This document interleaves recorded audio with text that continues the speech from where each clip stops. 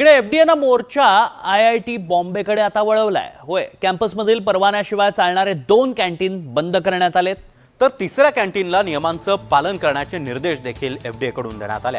एका तक्रारीनंतर एफडीएनं आयआयटी बॉम्बेमध्ये ही धडक कारवाई केली आहे।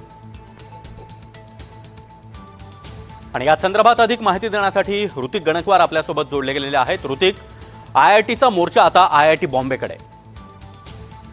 नक्कीच आपण बघतोय की एफडीएनं ही धडक कारवाई जी आहे ती केल्याचं पाहायला मिळतंय। आपण बघू शकतो का जे आयआयटी बॉम्बेचं जे पवई आहे त्याच्यामध्ये 3 कॅन्टीन्स आहेत, त्यामधले 2 जे आहेत दोनना परवानगी नाहीये। तर तिसरे व्हिज्युअल्स बघू शकतो की कशा प्रकारे तिथे अस्वच्छता जी आहे ती दिसून येत असल्याचं पाहायला मिळतंय। त्यामुळे त्या कॅन्टीन्सला इम्प्रूव्हमेंट नोटीस जी आहे ती तिसऱ्या कॅन्टीनला दिलेली आहे।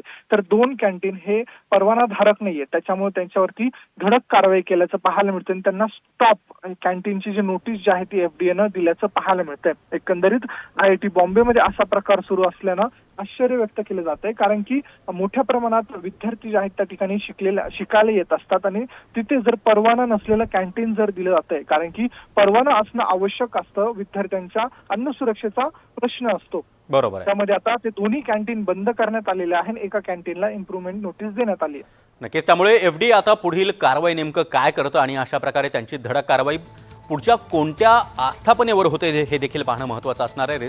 धन्यवाद ऋतिक या माहितीसाठी।